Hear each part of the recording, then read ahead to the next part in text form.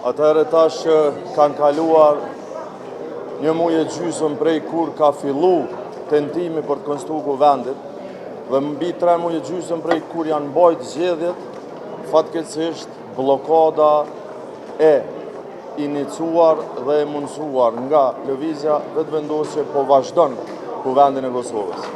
Ne as sot s'kemi institucione dhe duket që s'ka as interesim e as një veprim që do të nxirrte Kosovën nga situata e rëndë në cilën kjo kryenetësi politike e Zotit Kurti dhe partisë vetëvendosje e ka fut vendin tonë. Vërtet është përkeqardhje që s'ka asnjë reflektim përkundër gatishmërisë së një pjesë të madhe të deputetëve duke përfshi partitë që kanë qenë në opozitë për të konstruar kuvendin me një kandidaturë për kryetar apo kryetare që është e pranueshme për shumicën. Partia Demokratike e Kosovës edhe një herë bën thirrjen e njëjtë që të ketë racionalitet politik, që të vendoset interesi qytetarëve të vendit në rand të parë në mënyrë që të ecim tutje për të përmbushur obligimet që i kemi para votuesve, por dhe para qytetarëve në përgjithësi. Sot do duhet që ne të ishim duke diskutuar për vendimet e të mërshme që zyra rregullatorit e energjisë u ka imponu bizneseve më të mëdha të Kosovës, bizneseve prodhuese, atyre që punësojnë numrin më të madh të punëtorëve në sektorin privat, por ky bllokim normalisht që na pamundson një gjë të tillë. Me këtë rast, unë në emrin e Partisë Demokratike të Kosovës e shpreh solidarizimin tonë me mbi 140.000 punëtorë të mbi 1.000 bizneseve kosovare, të cilët sot në mas të madhe janë duke protestuar simbolikisht, duke dalur nëpër rrugët magjistrale që rrethojnë Prishtinën, për të dëgjuar zëri tyre që deri tash është injoruar pikërisht nga qeveria dhe nga organet varëse të tyre, të cilat tashmë kanë vendosur që të shtrajtojnë tarifat e energjisë, jo më vetëm 16% siç na kanë shtrajtuar gjithëve për herën e tretë, po gati 300%. Është e turpshme që kryeministri në detyrë i krahason punëtorët e Kosovës, bizneset e Kosovës me grupet dhe bandat kriminale në veriun e vendit, të cilat në të kaluarën në shumë raste kanë bërë barikada dhe kanë bllokuar rrugët atje. Kjo është e turpshme, është e papranueshme dhe nuk duhet të ndodhte asnjëherë. Ne sot po flasim jo për 1%, siç e ka quajtur kryeministri, po për mbi 50% të punësuarve në sektorin privat, për mbi 35% të punësuarve në total në Republikën e Kosovës. Sektori publik i punëson rreth 90.000 punëtorë, ndërsa kompanitë të cilat do të rrezikohen deri në mbyllje nga ngritja e tarifave që ka mundsuar kjo qeveri dhe ZRE-ja që vepron në sinkron me ta, i punësojnë mbi 140.000 punëtorë.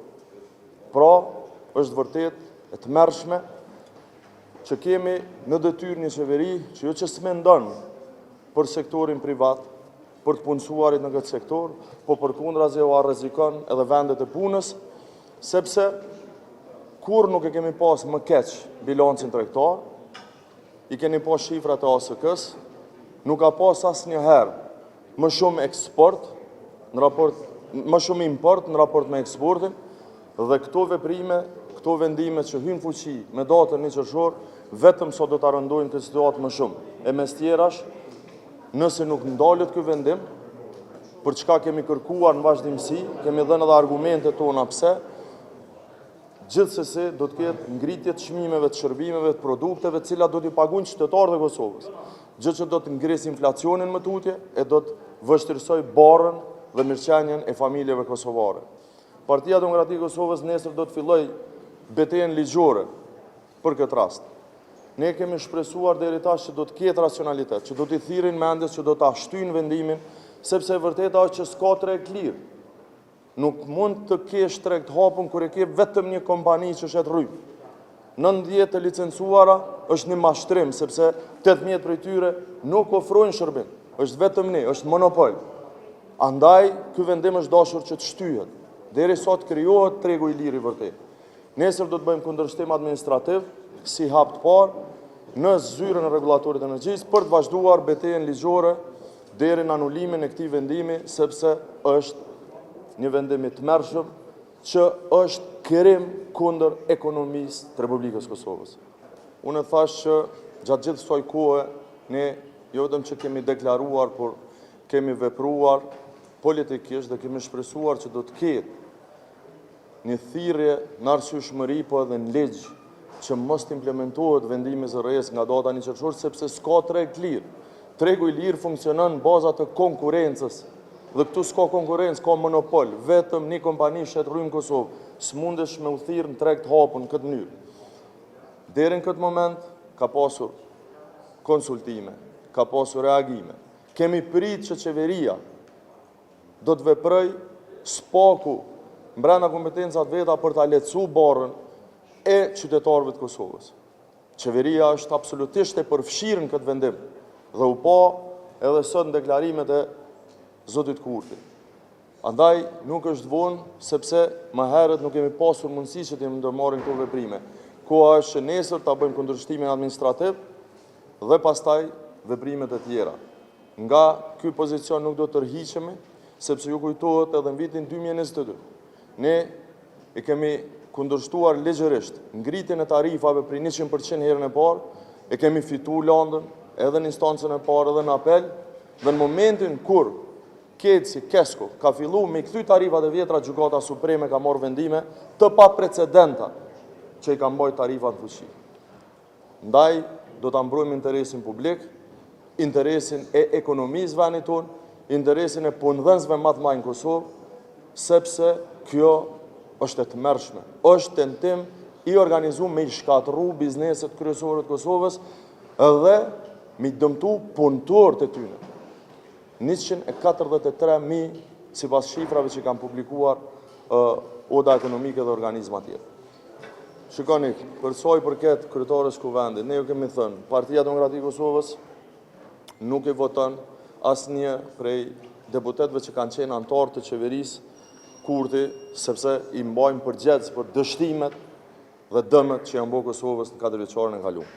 Unë nuk do të spekuloj, sepse me këtë logjik nesër zoti Kurti mundet me propozu dhe dikën prej partive tjera. Mbetet me e pa, let vjen, besoj që mjaftueshëm i ka mashtru deri tash, jo vetëm partnerët, po edhe deputetet e vetë, zoti Limaj, sepse ka pasur, zoti Kurti, sepse ka pasur ato edhe të tjerë që kanë pas ambicie me qenë kryetar apo kryetare, po duket që Albulena Haxhiu është më e rëndësishme se kretat atjerë të bashkë. Andaj nuk mund të spekuloj, zoti Kurti duhet tërhiqet nga propozimi për Albulena Haxhiun, sepse nuk është ajo më e rëndësishme se kuvendi i Kosovës, se gati 1 milion qytetarë që kanë votuar.